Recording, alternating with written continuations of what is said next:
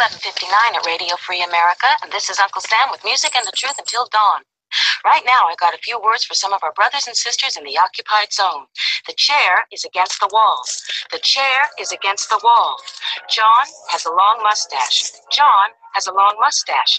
It's 12 o'clock, Americans, another day closer to victory. And for all of you out there on or behind the lines, this is your song.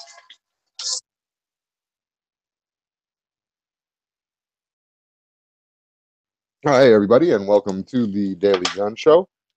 We come to you live every day on YouTube and simulcast over on Gun Channels, where we watch the comments coming in live. One of the reasons the show was started was for its interactivity with the live audience, so we appreciate everyone coming and checking us out. And also, we appreciate everyone watching us later and the feedback. So everyone sub to all the channels and all the chat hosts and content creators. They put in a lot of effort. So make sure you check them out and check out Gun Channels. Today is episode 442. Let's see, we have hosts here. We got Bob coming in from Canada. Hey, glad to be here. And G-Webs, I believe, on the road again? Yep. Somewhere in the middle of Oklahoma, between Oklahoma and Texas, or Oklahoma City and Texas. Nice. We got a little bit of a show here lined up for you guys. Today we are going over Second Amendment issues. I think we have the wild card topic and then state of the state. But before we jump into the show, we like to go over and see if there's anything that happened overnight or in the wee hours of the morning. You guys got anything? G-Webs? Yeah, I got kicked out of Walmart again for buying water. You guys ever go to Walmart and buy stuff? Yeah. Then on the way out, do they like frisk you and make sure that you didn't steal stuff and like check your receipts and all that? No. Yeah, that's happened to me twice already on this trip, and it's only been like 5 days or 7 days altogether. So both times in Oklahoma. I'm never buying water in Oklahoma again. That's insane. All right, I think I've got to answer this call, so I'll be back. All right, yeah, no problem, no worries. Yeah, I've had them check my receipt once, I think, in all the times I've been to Walmart. So yeah, I've seen the door guy before, and they'll be like, "Yeah, you got a receipt," and that maybe has happened once. It didn't even happen to me; it happened to somebody I was with. So yeah, it's crazy. I guess when you look like you're a homeless person.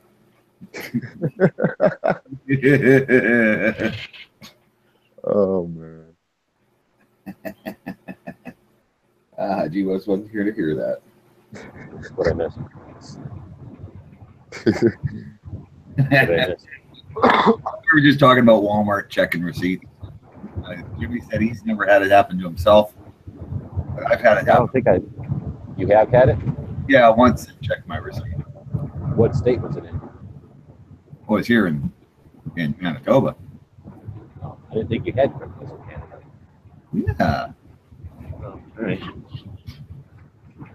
Anyway, yeah, so that was annoying. I mean, especially when you're walking out with a 35, all I had, literally, only thing I had was a 35 pack of water, like those most water you can possibly buy in the little bottles.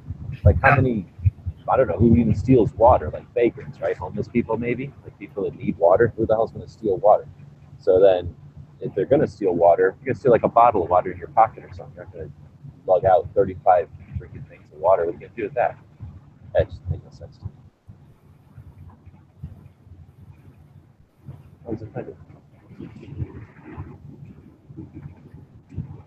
Well, you never know, right?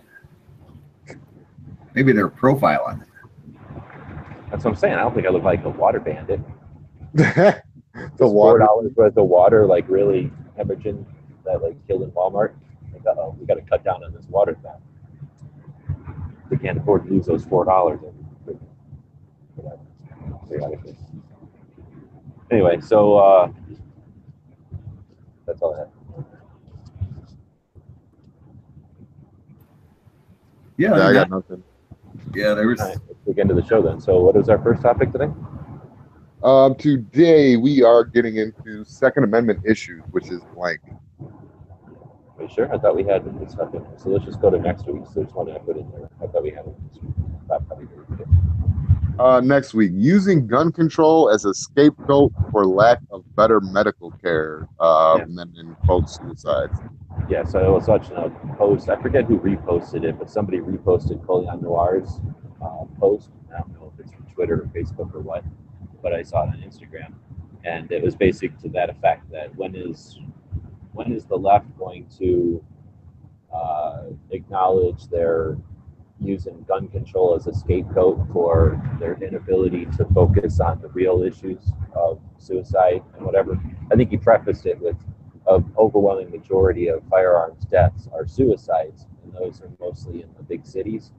And when is the left going to acknowledge that they're tied to the real issue, the social issue of why these people are committing suicide in such numbers, and quit using guns, the item that some of them use to do the job, the task, then why are they going to quit using gun control as the scapegoat or guns violence or something, some kind of a red herring for what they could be actually concentrating on. And I'm not going to suggest I wouldn't follow with them that, I don't know, assuming that he meant that governments would somehow be involved in the healthcare, but I'm not going to go down that road. But I do like the concept of deflecting the agenda-based ambush that they set up for us. They say, "Oh, how can you how can you need this hobby when children just died or when innocent victims just died?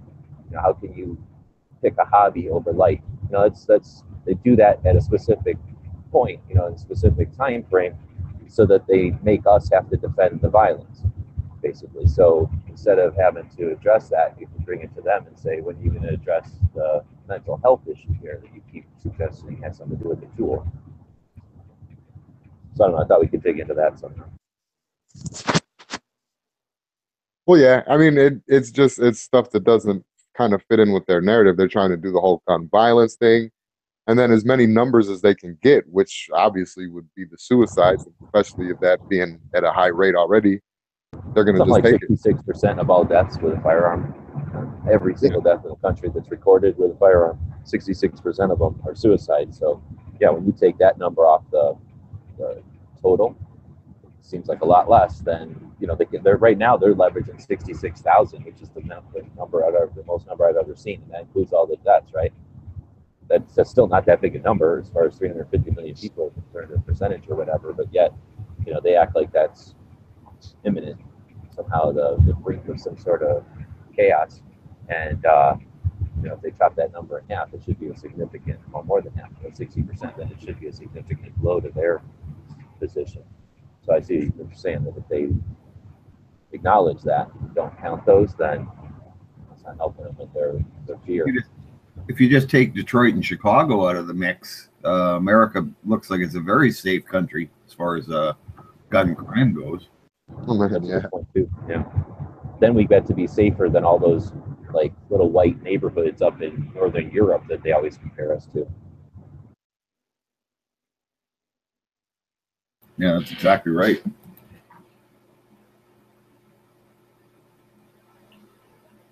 I'm looking over at the comments here.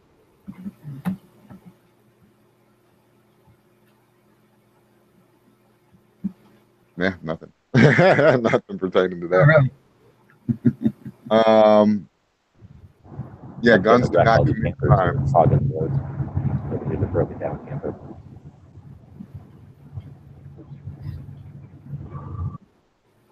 The scourge of America's highway. It looks like a bunch of snowbirds heading where I would think people coming home from the gun show, but probably not. It's too late. No, it's wherever the license plates are from. Yeah, they're already out here, Bob. Most of the snowbirds, they're out here. Yeah.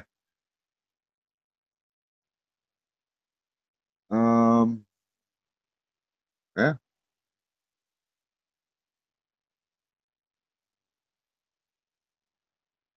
Callahan says he's in St. Louis and still hasn't been shot at today. Yeah, with the whole narrative thing though, or with the whole using gun control as a scapegoat, I don't think they'll ever stop doing that. I think that'll be something even. Well, they might not stop doing it, but through education, nullify it.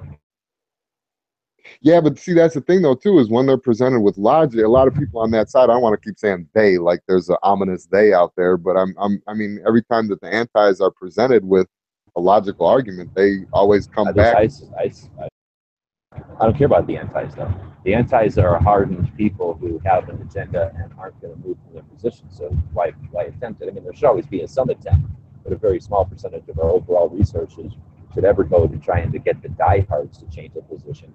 But instead, it's not like we always go back to things like the Mothers Against Drunk Driving. There was nobody who was adamantly for drunk driving. There was just people who didn't care, a whole bunch of people who didn't care. And then there was a whole bunch of those people who didn't care, and then some other people, I guess, who probably didn't like drunk driving, who weren't aware of how bad of a situation it was, or how, the 50,000 foot view or whatever they call it, the big picture. So the Mothers Against Drunk Driving awareness, what they loosely off of, they would educate the general populace who didn't care. They weren't out seeking, hey, I'm bored today. It saturated the media, and obviously that was a campaign that caught on, and it got a lot before there was such a thing as viral, right? Like, a lot is a good idea. Good job for these moms. Let's help them and let's get the word out. So it was like one of the initial grassroots awareness campaigns.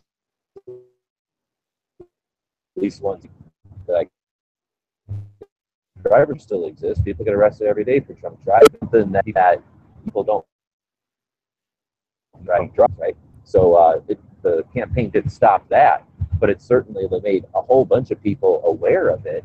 And it's to the point where there's designated drivers now. That was never a thing before, right? That only happened after the Mothers Against Drunk Drivers. I mean, Bob would know more than I do, but back in even the 70s, you just had a designated driver, right? Right. No, seriously, back in the day, there was no such. Nope. No, it was usually whoever drove there drove home. As parents and stuff going out to the restaurant, designated herself. She just didn't happen to drink, so that was the person who drove home. But anyway, I think that some of these things can be engineered through an awareness campaign, through an educational campaign to just let people know. So if we, for example, said something that wasn't like, leave our guns alone, but it was simply 60% of America's gun deaths are suicides. 60% of America's gun deaths are suicide. 60% of America's gun deaths are suicide. If we take technique and we just put that out there, and we get an organization that isn't necessarily NRA, because that doesn't have anything to do with guns. It could just be people who are, I don't know, some whatever group that's for the the awareness of suicide or something, and then just keep putting that message out there. Then when they go out there and talk about gun deaths, people are at least going to say, how many of those are suicides? Because you're talking about gun violence as if I should be afraid of some gun. I'm certainly not afraid of somebody who kills themselves. So how many of these are actually used, threatening me? If we enough that there's that concept, then it's going to be a lot harder for the antis to say, oh, these gun deaths. And then when one of the people who isn't one of us, but one of those people in the middle says to them innocently, like, well, how many of those are suicides? Is that possible? That's a heck of an idea. I mean, then you get to the point where they'll say, of course, the liberals, right? They're always going to say, well, if there weren't guns, then they wouldn't be killing themselves with guns. So then you can bring up the argument, so they jump off buildings. And then I do have to be afraid of people killing themselves, because if I'm walking under that building, they come down. That's ridiculous. There's only that many people, and there's too many buildings, not enough people walking on the sidewalks to make that seriously a threat. But exactly, if you're so distraught that you're about to kill yourself, do you seriously think, if you don't have a bazooka, guess what? You're not going to kill yourself with a bazooka, but you're still killing yourself. If you don't have stairs or a building, you got a bathtub, you're still killing yourself. If you're that screwed up that you want to kill yourself, ain't nothing stopping you. The access to a tool is hardly a thing. And that could be a whole other part of that campaign, is that do you seriously think if you don't have a knife or you don't have pills, you're not going to kill yourself? Like that's a mental thing, not a access to, unless they want everybody to be in a rubber room because they might decide to kill themselves one day. So we should all just check ourselves in the rubber rooms each evening with a surveillance camera so that we don't accidentally stop breathing intentionally. Yeah, exactly. Yeah. Always keep us hooked up to a respirator. Get rid of every single vehicle, everything that's sharp. Yeah, man, that's what it'll take. So anyway, I really did think that was a neat concept that he brought up, and he did it a lot more sincerely. The concept, though, of challenging him on the whole, and I guess that he's a little bit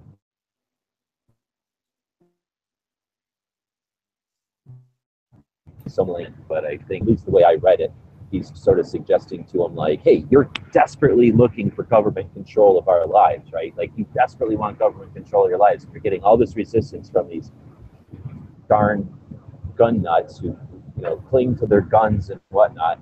So instead of necessarily having to fight that fight, why don't you go worry about people who are committing suicide? Figure out some way for the state to nanny us all in and never want to commit suicide again. Yeah, just wrap Maybe them if they all all, up. maybe if we got enough benefit forever and get benefits forever.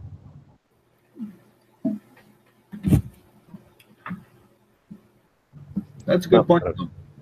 We're 20 minutes in. I'm gonna say let's keep moving. So I think we solved this, or maybe not, then give us an email, dailygunshow@gmail.com, and let us know if there's something we missed there. I don't know. I can't see the comments when I'm driving, but I don't know if anybody's been saying anything while we're going along here. Yeah, just a bunch of joking around pertaining to the subject. Pink was saying jumping off a bathtub is only deadly to short people like him and Ghost. Jumping off a bathtub can kill about anybody. Slippery, fall into water and die. You ever jab yourself on that spigot, that the water comes out of? You feel like you want to die after you jab yourself. Oh man. Well, I guess that could take us into the what is it? The wild card. A wild card today? Oh yeah. We got a wild. Ham radio? Is that the wild card? No. Yeah, it might be. Yeah, it actually is. No. I was thinking it might be Hosh's thing, but I think we're supposed to move Hosh down next week. We blew him off yesterday. Yeah. No. Yeah. Yeah. Ham. Well, I knew that Hosh did that series. So we're about to talk about Ham Radio, and it's a series that Hosh and Ozzy are.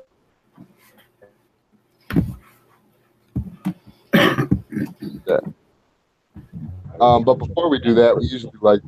Oh, go ahead. My bad, G. I think you're breaking up a little bit. Oh, go ahead. I was just.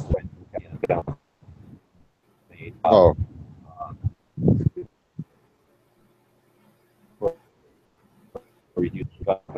Local guest reception's going to get through their. Yeah, you're getting a little spotty. So, what were you going to say, Jimmy? Oh yeah. Usually before the second segment, we like to go to a gun channel member of the day.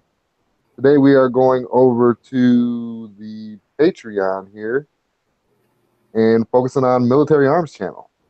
Oh, yeah, okay, cool. Yeah, Mac usually has a bunch of great information out there.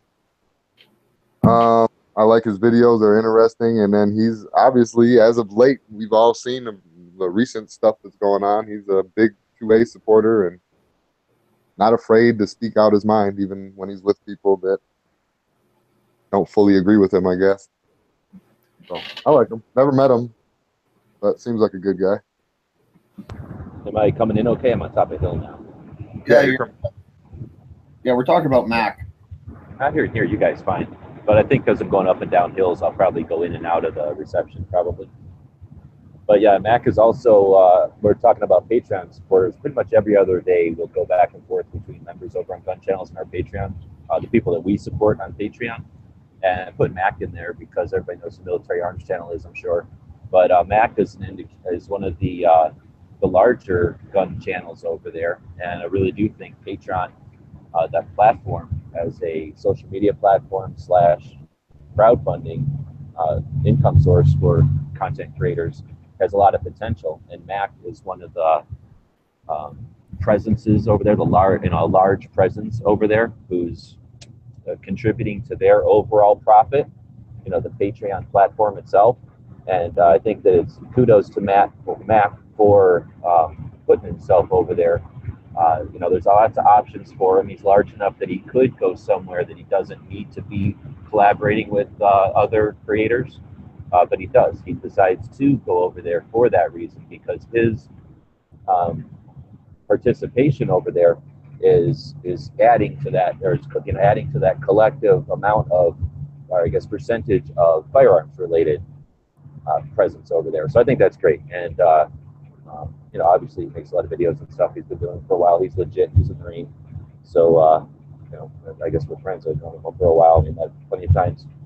Good guy. And I guess we're preaching to the choir. I'm sure everybody knows who he is.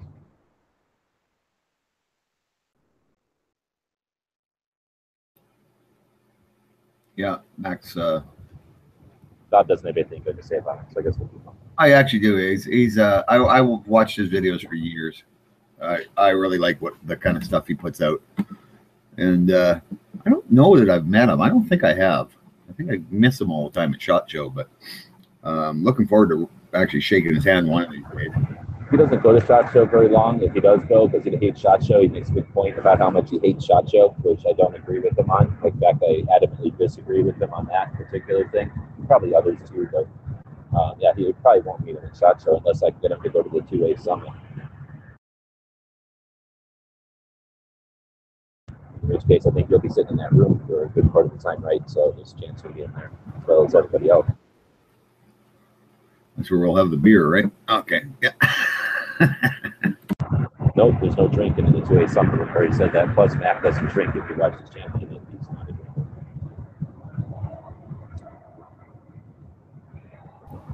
Very cool. All right, so we're going to talk about ham radios. We've got quite a few people on the gun channels that are interested in radios, and I think a number of us have ham radio licenses. So people that aren't familiar, I guess a brief overview is there's the radio spectrum. It goes from everything from microwave to ultra high frequency stuff to the low frequency stuff, like the big giant radio waves that can go from the North Pole to the South Pole or something, bouncing off the atmosphere and all that. But the color, the light that we see, the visual spectrum is all part of the electromagnetic spectrum. So if you take that electromagnetic spectrum and you think of it as a AM radio dial, frequencies just like this.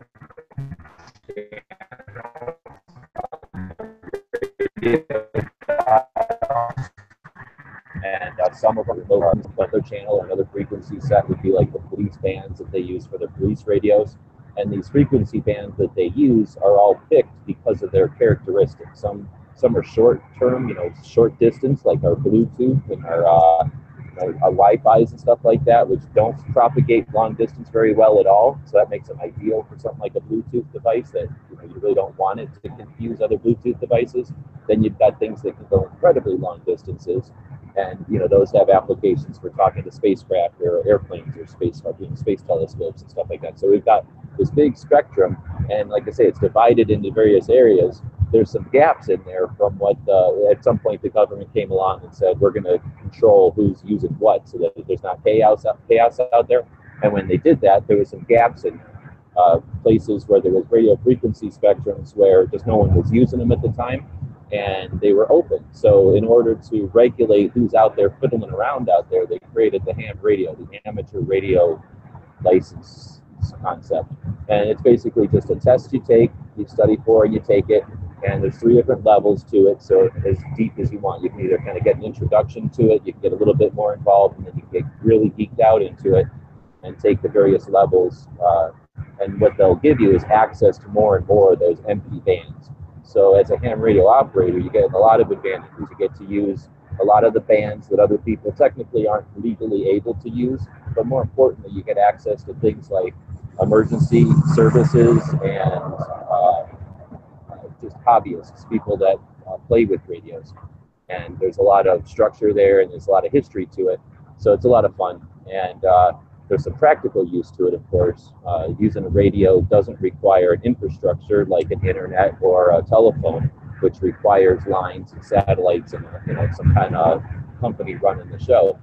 Radios, as long as you have a radio that can transmit on a frequency, somebody else has a radio that can listen on that frequency, then you can have effective communication. Better yet, if they have a transmitter and they can transmit back to you, you now have full communications. And the amateur license gives us the ability to play around with anything we want in there. So we can send television across the radio, we can send packets of information like a modem across the radio, we can send out GPS coordinates and just talk. So there's lots of fun you can have out there. The radios run from literally $25 for a complete unit that you can start running with, to the thousands, of course. You can get handheld units. You can get units that look like your car stereo. They call those mobile units in your vehicle or something. And then you get big base units that you put in your, like a stereo unit that you put in your house. So they each have the different distances that they can communicate. And then there is some infrastructure out there, like these things called repeaters and other systems that are out there that are run by communities or governments that give little tiny radios the ability to talk all the way across the country to somebody else on a little radio. So there's a vast variety of stuff to get into. Most people know the overall concept, but when you get into the details, it gets to be potentially challenging depending on how much of a, how hands-on you are, how much of a nerd you are, basically, about getting into it. So to make it a little easier, people have put together how-to guides, and we were saying our friend Poshnasi out of California, who happens to be some kind of rocket scientist, technically, has put together a series of videos, like a crash course on radios, to take you from zero to understanding pretty much everything you need to do to get started. And I think it's like 6 videos, and we put a link there in the description, so I'm sure Jimmy will throw that link out there.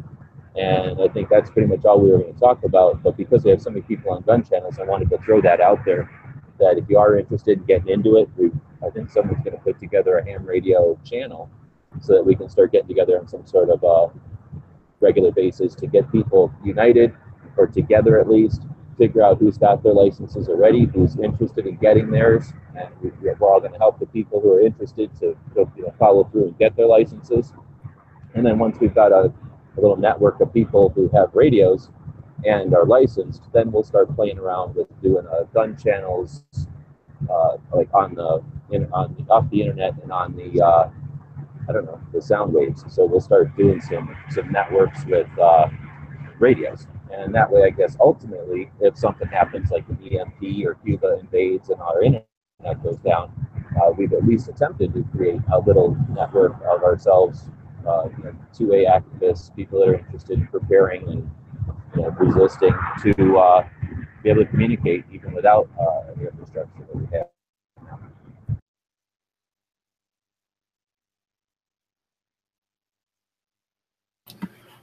Yeah, I think the ham radio stuff's kind of cool. I always kind of thought about getting into it, but well, back in the day it was kind of expensive.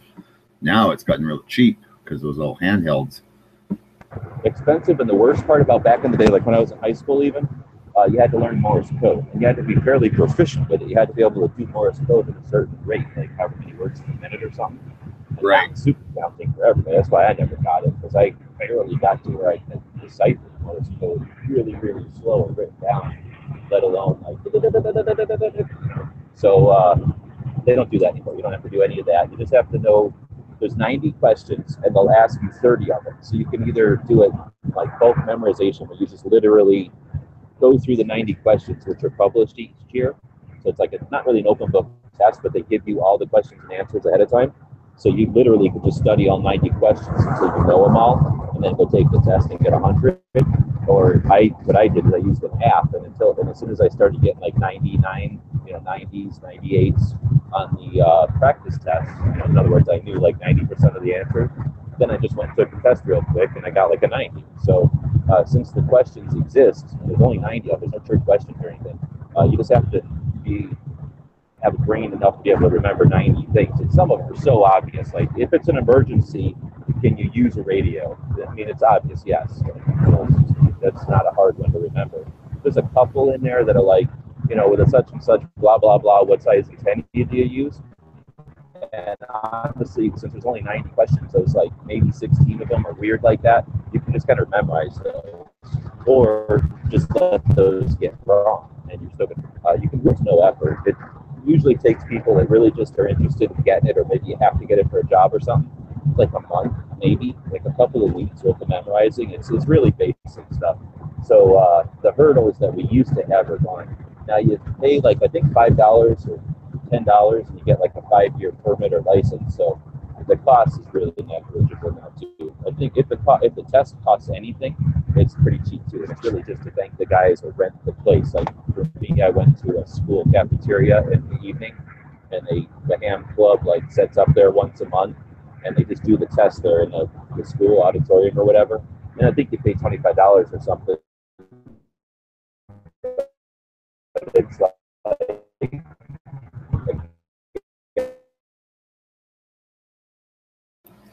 Kind of lost you there, G. You must have gone down into a valley.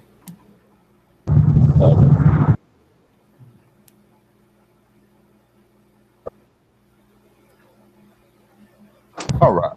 Yeah, let me get these links over here on Gun Channels and YouTube real quick. You. Here's good, Doc.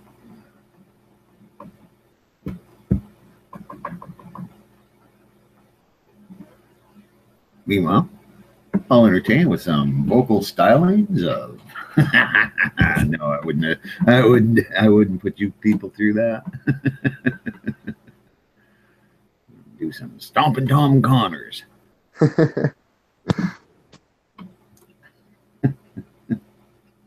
So yeah, that's pretty cool, and I didn't know that's interesting information too, because I did not know about the whole getting a license thing and all that for it.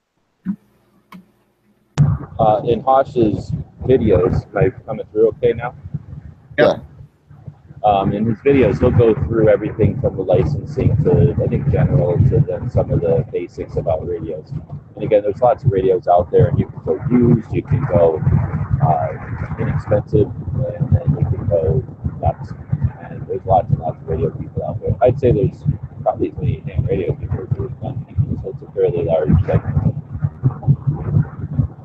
What's neat is you guys just like guns. You got your hobbyists, your people that are interested in prepping.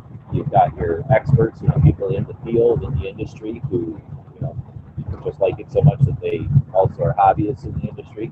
So you get people who can counsel and coach you, from every level, from the basics, which is sometimes super helpful to get like to somebody who's new to its perspective on things, all the way to the people who've been doing it their whole lives and they totally know everything, so you can get technical information from them. They have to find out about specific radios and stuff because they've probably got experience with them. And then you have people like professionals like cops and other law enforcement, anybody really who's in government uses fleet vehicles, potentially using them for their jobs, and they might have some experience in various models and stuff too.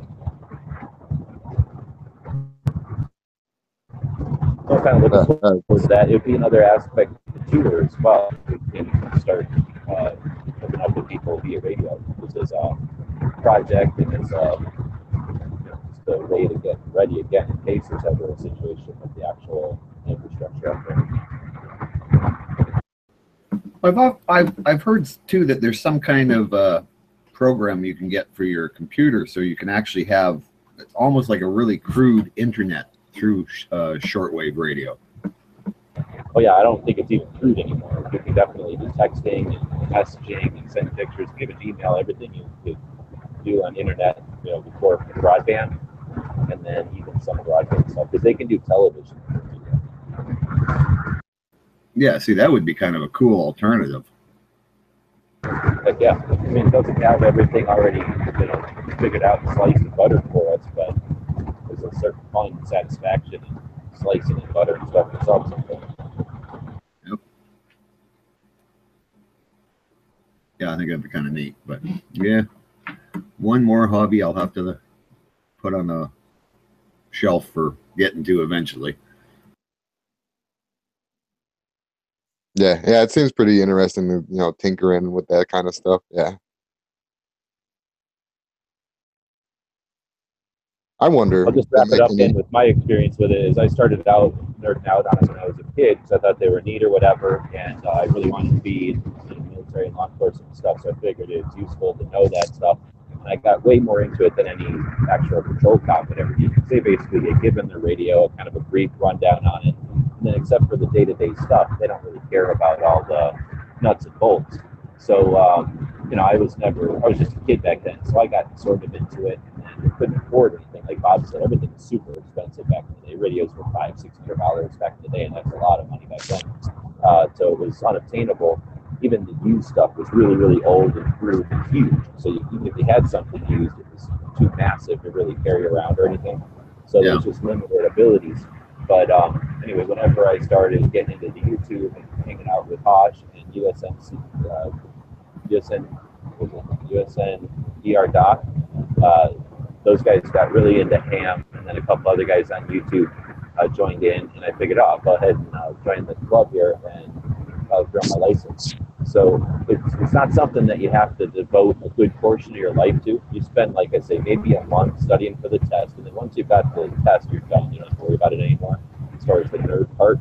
And then you just start figuring out what radio you want. If you want to spend the $25, $30 and get a really cheap radio, maybe a couple $100 and buy a used, really decent radio, or maybe $500 or $600 and buy a brand new, really decent radio. Once you've got your radio, you figure out what's available in your area. So it's sort of like buying a television back in the day. Once you bought your TV, you decide what TV you want, you brought it home, and then you either hooked it up to cable or your regular antenna or something else, or your VCR. So once you figured out how you want to use your radio, you figure out what your options are. If you got a VCR, you plug it into your TV. If you had cable, you plugged it into your TV.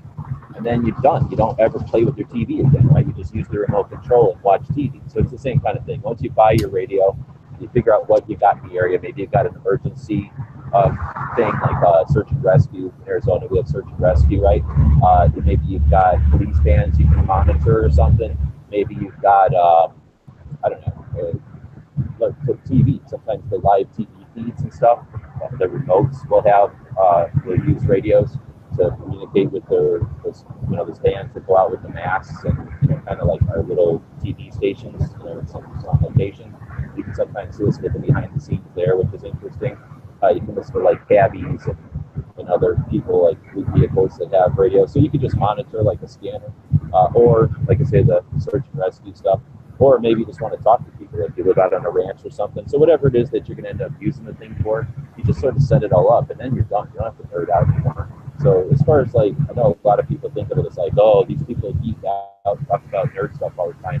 You can do that if you really want, but it's just like a TV. If you really wanted to get nuts about what's going on inside your TV, you could constantly worry about it, or you can just buy a TV and then watch it for the rest of the time. And that's pretty much my level. So I'm aware of what else is out there, just not that have the time or interest to really nerd out on it. So I don't want people to. I just want to leave people that you don't need to devote a whole chunk of your brain and your time to being a ham radio operator. You spend a little time getting ready, and then you just got it as another item in your arsenal of stuff that you've got and you can use if you need it. Yeah, it's excellent for prepping type stuff. Oh, and that we were talking about the internet on radio. Tony just mentioned in the chat that it's called packet radio, and says it's a forerunner of the internet. Yep, it was invented in Tucson, Arizona. I bought a really cool ham radio modem at an auction. I used to buy stuff at the University of Arizona auctions. That's where I got an Apple II signed by Steve Wozniak for $1. A lot of stuff was made in Arizona, or a lot of stuff in Tucson. It was done at the University of Arizona. They just sold everything in school auctions. So that's kind of neat. Yeah, definitely cool. All right, so I don't know. I think we kind of solved that. I think ham radio is a good idea, and I think something for what it costs nowadays, you might as well give it a shot. At least seriously, under $100, and you come out with $100 in 1 month. You can have a ham radio operator's license and radio. Knowledge, and if nothing else, it's a handy backup to communication. Even if you're just stuck in a drawer, at least you can use it if you have to.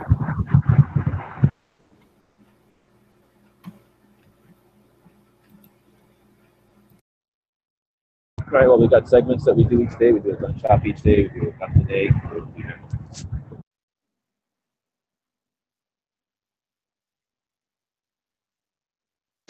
Why don't we do the gun of the day? Right there. All right, let's go see what we got over here. Gun of the day. It's We the accidentally put gum of the day, so Bob put in Bubblicious. it's the Steyr HS50 single shot bolt action 50 cal. So these are a rather interesting rifle. Did you say interesting or expensive? Oh, interesting. They're not terrible expensive. They're, a couple grand. Which, yeah, I guess is a lot for a single shot, but I don't really have the money for a ham radio for a couple $100, but 50. It's costs a couple grand. No problem. That's not bad. yeah, I'm down for that. Hey, we just, got to have something different every day. So I thought, we usually are doing semi-autos and stuff like that. So a nice single shot for a change. Besides, I like single shots. Teaches you not to miss. Yeah. That's true. Yeah, they're a really cool rifle. Steyr, so good quality. But yeah, definitely wouldn't mind having one. 2012, when me and Haas went around, we were going to check out the Caracal because it had been out for like fairly recently. And anyway, it's imported by the same people that import Steyr. So we got to see the place in Georgia where all that stuff gets imported into the country. They also bring in hogs. So it's kind of cool.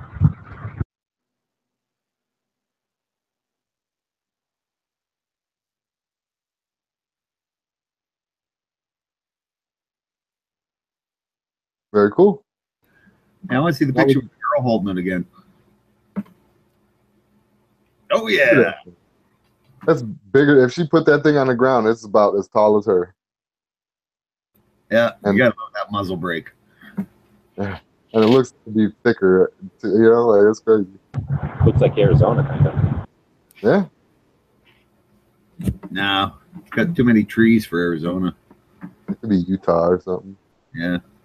Arizona's only got little tiny bushes.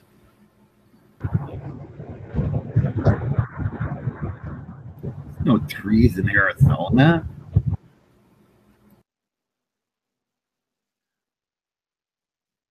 But yeah, I'd definitely like to have one. But yeah, like you say, nice break out there in the chat. No, I can't afford one.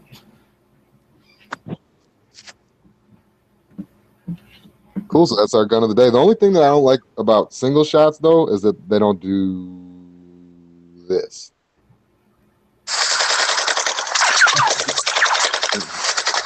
This is What really if you put a bump fire? What if you put a bump fire stock on it, though? I never thought about that. Maybe. No. One of the bump triggers.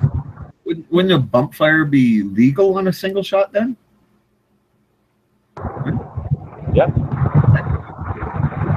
I feel like it would change the whole entire design of it. But anyway, that's the you guys know what that sound means. Time to whip out them keyboards. And today we're gonna use our eyeballs again.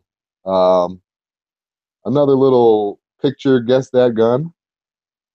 Here we go. So everybody get ready. It's not the one that's on the screen. It's this one coming up now. What is that? It's a van. Not that. Yeah. That guy with a shovel? You can't even see it. Yeah, no, I'm trying to. It's like a silhouette.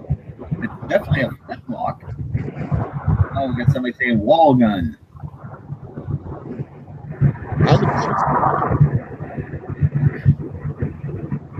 Andrew says shitty pick. Night Strike says a cannon. I don't think that's a cannon. Oh, I know. Is that? I bet you I know what that is. No, it's not a bread truck. Oh, no. Big gun on his dick. Oh, come on, guys. guys. I know what that is. I haven't even looked at the answer. I better. You're looking at the answer. No, I haven't yet. I better actually do that though. Yeah, just in case. Oh, He hasn't looked at the answer, but he's telling everybody they're wrong. No. I'm pretty sure what it is. It ain't that. no. Well, yeah, but I turned out I was wrong. I was thinking it was something else.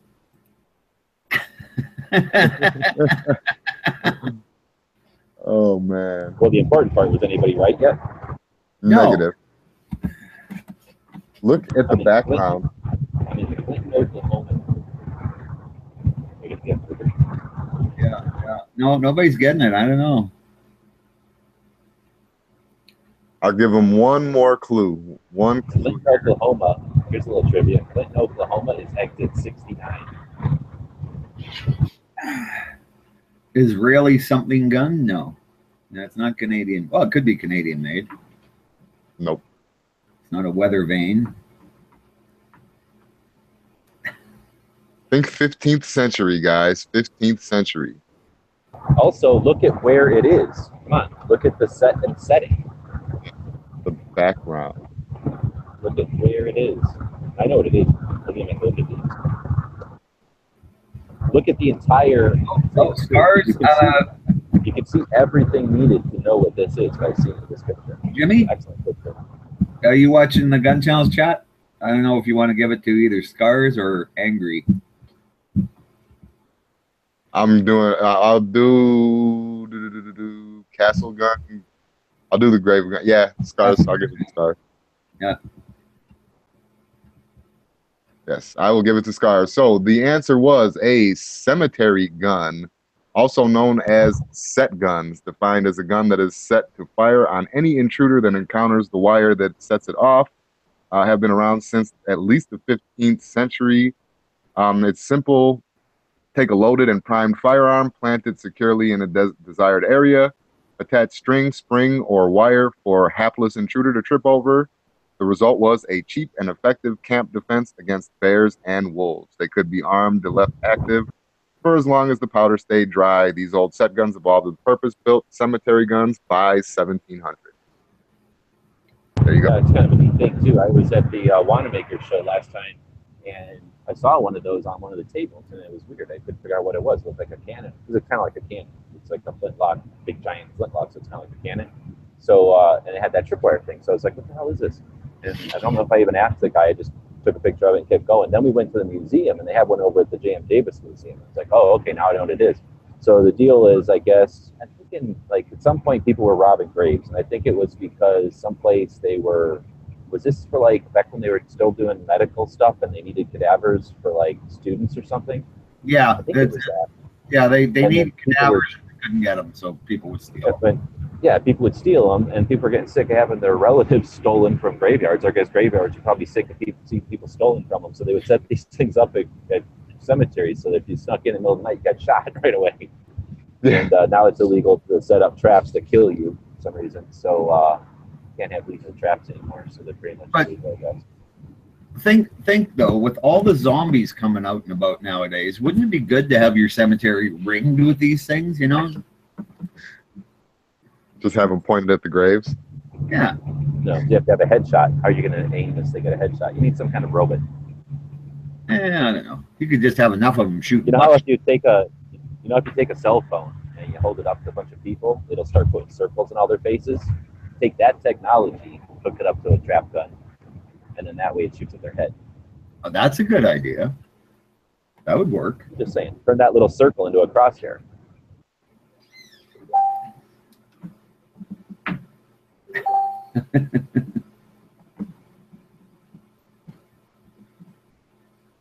All right. So will that take us to, you guys want to do the state of the state, or you want to do we even got a movie today?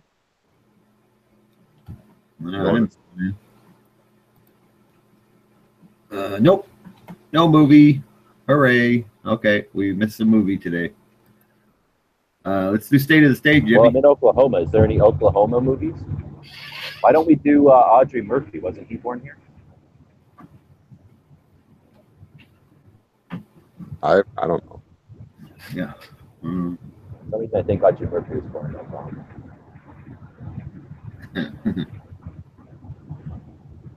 Anyway, is there an Oklahoma gun movie? There's a musical, but I don't think that's a gun movie. Oklahoma. Yeah, I was gonna say. But there's the Trail of Tears. There's I don't know, Indian Wars. There might have been some movie about out here. Was Outlaw Jesse Wales? Did he go through Oklahoma, or he just went to Kansas or Missouri? Okay, Kansas probably. There's got to be some kind of cow moving thing. Didn't they take a lot of cows up through Texas, up through here to Kansas, or to Missouri? Chisholm Trail and all that.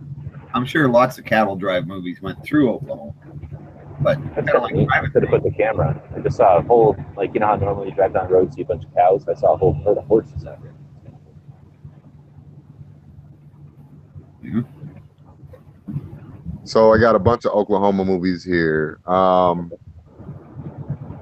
Cowgirls and Angels, Twister, Anaconda. Oh, Twister. Twister was in Oklahoma. That's right. Is there a gun in that movie, though? No, not. I don't think there's one. I don't think anybody was trying to shoot the tornadoes back then. It is hilarious when a cow goes flying by. That's true. Have you guys ever been in a tornado? No, dude. I've seen one, like the little triangle starting to come down from the cloud when the sky turns all green, but I haven't seen it. I've seen them like in the distance. I've never been near one or not. I've seen them like really far away. Like, nobody would drive over to it. Yeah, I've seen them fairly close, but never really been in one.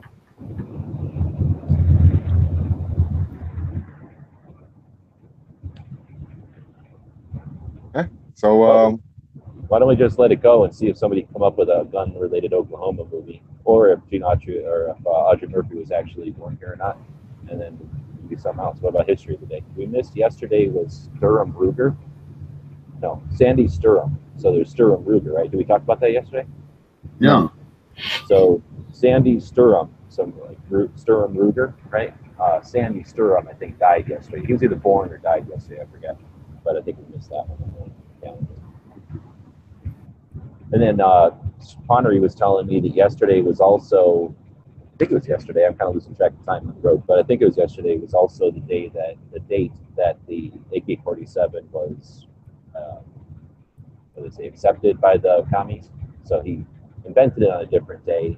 He was born on a different day, but yesterday was the day that it was adopted by the Soviets.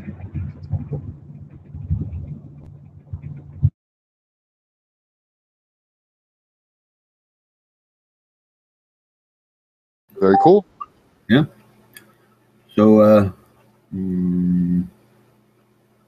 Is it time to get legal with it? Yeah. Go ahead. What are we doing? What state are we on this? Today we are talking about the Michiganites. State of the state today, gun laws in Michigan. Let's see here. Permit to purchase required. No on long guns and handguns not from an FFL.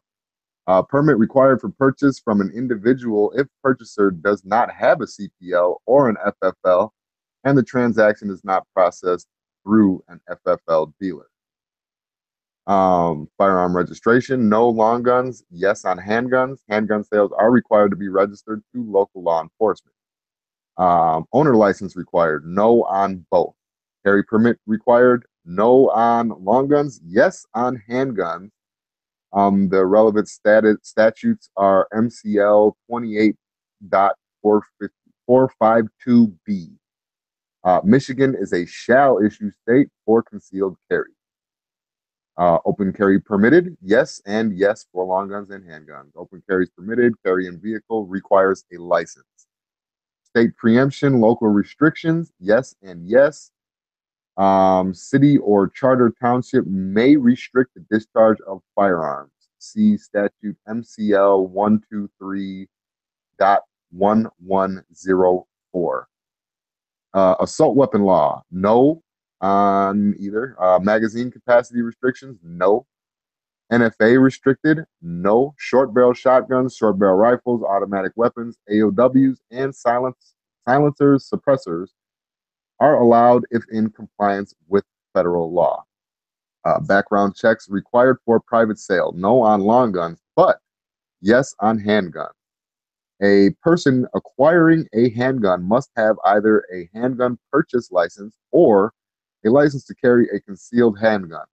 A background check is required to obtain either of these licenses. And then they go on to the firearm defined in Michigan. The word firearm, except as otherwise specifically defined in statute, includes any weapon which is designed to or may readily be converted to expect a projectile by action of an explosive. Michigan's Attorney General has ruled that the definition of firearm includes a taser. As of August 6, 2012, under essentially the same law applicable to pistols in Michigan, private citizens may purchase tasers, the portable device that uses blah, blah, blah. You know what a taser is. According to the state of Michigan's penal code, a pistol is defined as a loaded or unloaded firearm that is 26 inches or less in length, or a loaded or unloaded firearm that by its construction and appearance conceals itself as a firearm. So a person who knowingly sells a pistol without complying with MCL 28.422 is guilty of a misdemeanor, punishable by imprisonment for more than 90 days or a fine of more than $100, or both. Michigan Penal Code, page 386, section 223, 1. A person 18 years of age can legally purchase a pistol from a private seller, but first must obtain purchasing permit, which is good for 30 days. And that is most of Michigan. Michigan was a short one. Yeah, and that felt like nails on a chalkboard every time you described having to have a license to purchase. Yeah. Kick somebody in the nuts.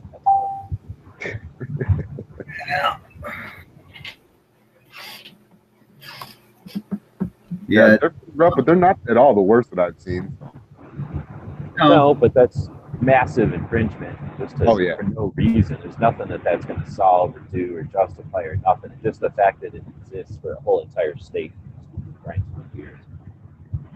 So we're doing the states in order that we did on the big leg of the tour. So it looks like next time we'll probably be doing Ohio, because it came up through Indiana, cut across over to Michigan, over to Detroit, and then down into Toledo, and then Pennsylvania, New York, and then back through, I guess, Maryland, Virginia, Washington, D.C., West Virginia, and then back to Ohio. So we'll be doing Ohio this time around, and then we'll skip it next time. Same with Pennsylvania, I guess. Cool. So, yeah, we got quite a few Gun Channels members from Michigan. So, always good. We always hear quite a bit about Michigan. They're also pretty active. How many people went out to their 2A rally? Did they have quite a good turnout? Oh, from what I saw, from what Smeggy was sharing, yeah, they looked like it was pretty big. So, active people there. Obviously, a lot of shooters. We got a lot of people in Gun Channels. They tell us all about going up north and shoot, and then they've got various ranges. Smeggy and Squib and such have met up. Although I think they shot in Ohio once, but or was that Indiana? But I think they've shot up at Squib's place. I know they shot in Michigan too. Anyway, I got to check out. I didn't get to check any gun shops in Michigan. They were all closed. I left Smeggy's place like when he went to work early, and then every place was closed. I did get to check out a surplus store up there that I don't know if we've done a video on yet or not. It is a pretty cool surplus store. I think it's Air Surplus, and just tons and tons of cool stuff. A really cool surplus store with actual surplus in it. Only about 25% still. Otherwise, looking forward to getting back up there. We got Huck up in Upper Peninsula. One day he'll come back to Gun Channels maybe. And we were just talking to, I forget the name of this thing, it's got an underscore in it. But we were just talking this morning about Michigan as well. So a lot of coverage from Michigan and Gun Channels for sure.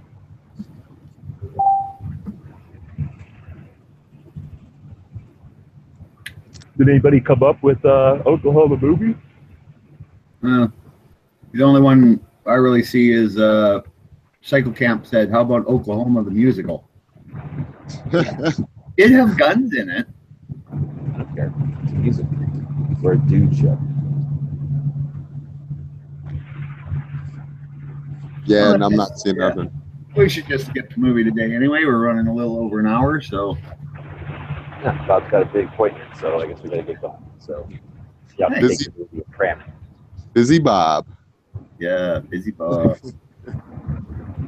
Actually above zero here today, so I got shit I got to do outside. How's that van or your engine going? Hey, it's doing. Yeah, it's a miserable bitch of a thing to pick up. I'll tell you that. Have you got it swapped out yet? No, I got it up in the air, but still trying to get. You did send in your. Oh no, yeah, we got your video for that. So, what is today? Tuesday or Monday? Tuesday. So we talked about the show a little bit yesterday. I think we just did nothing to talk about the show yesterday, right? The gun show, sorry. So we don't need to talk about the Wanamaker show again. Yeah. Okay. There's people going hang 'em high for the movie. Hang 'em high. See, I thought there was one of the westerns that was out here. I'm pretty sure, isn't there a movie called Chisholm? That's about New Mexico, I think, though. Or Yeah. Texas. Chisholm, The Chisholm Trail. And I know there's got to be other movies about the Chisholm Trail and the whole like moving the cows up through, because that was moving them through Indian territory, right? So as they crossed the river, they were in Indian nations. Yeah. And it was like adventurous or whatever. Yeah, Hang 'em High with Clint Eastwood from 1968 takes place in Oklahoma Territory. All right. So which one is that one? I know I've seen it, I'm sure, but which one is it? Does it have a description? I don't know. That was when Clint was doing a cowboy movie like every 3 weeks. So doesn't it have a description? The IMDb or something? I don't know.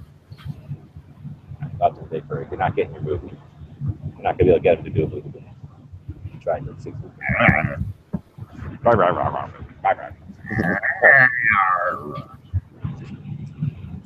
Bob thinks we asked him about a pirate.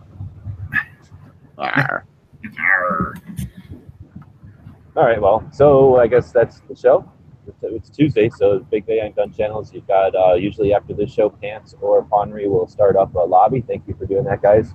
It's awesome. So that way there's a live conversation going on pretty much after this show up to the prime time shows start up.